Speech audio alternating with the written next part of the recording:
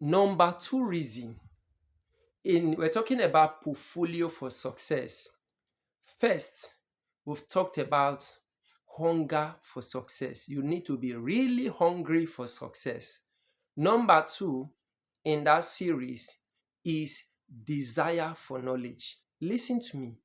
Until you desire knowledge, there's no way you will succeed. Mention any field, any profession, any career, any business that you want to succeed in, any aspect of life that you want to succeed.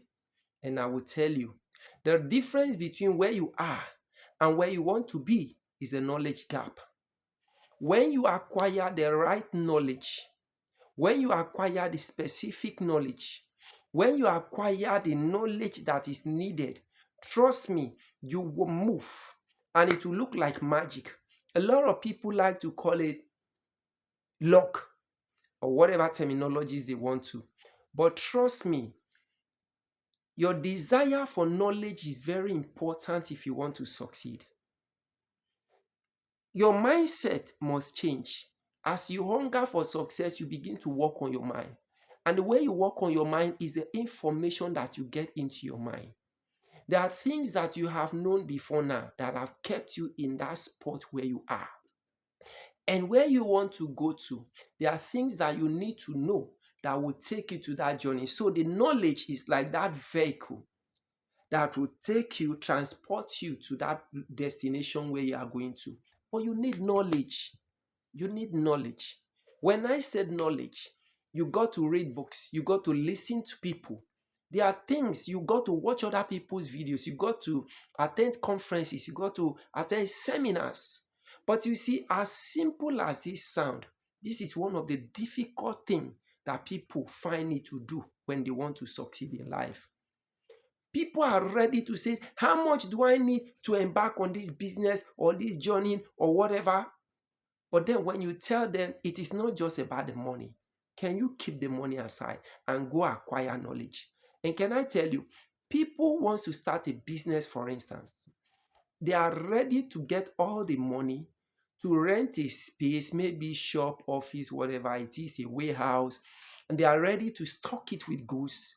But if you tell them remove a percentage of that money and pay for coaching, pay for training, go equip your library, get knowledge, they will tell you they don't have money. They don't have even transport to attend a free conference, a free seminar, yet they have the money they want to put into a business.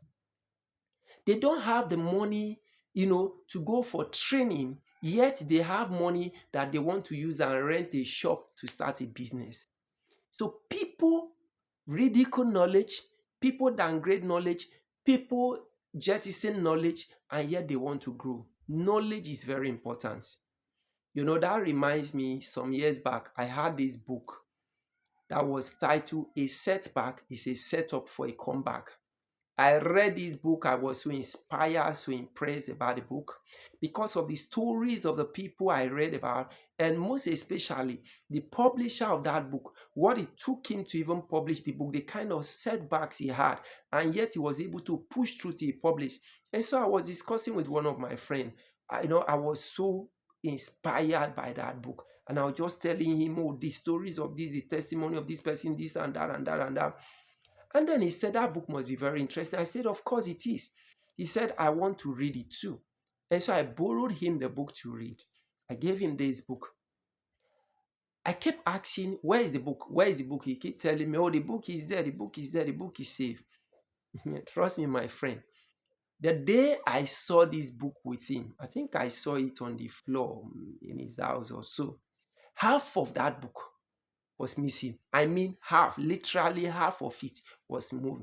From the cover page to the middle of the book was missing. I can't tell what it was torn for, but half of it was, my heart shrink when I saw it. I asked him, I said, the book I bought with my money and I lend you, this is what happened to it. You know what he said? He just dismissed it and said, don't worry, we'll buy another. As if he knew what it took me to buy that book. As I speak with you till date, We've not replaced that book. But then it taught me a lesson that it is not everybody that actually needs the knowledge that you really want to.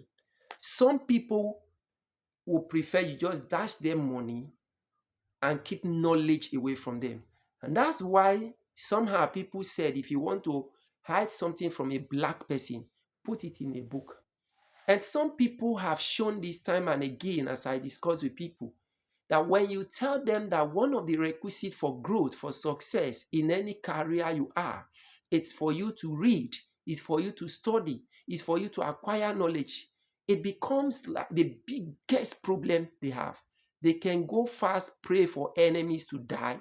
They can do every kind of assignment, including waking up in the midnight to go to T junctions and do all kinds of crazy things so that people will not hinder their progress, demons will not hinder their progress, village people will not hinder their progress. Yet, the little thing like reading becomes a difficult thing. The little thing like acquiring knowledge becomes so difficult, becomes a great task that they are not ready to perform. But trust me, you must desire knowledge. That's the second thing in the portfolio for success if actually you really want to succeed.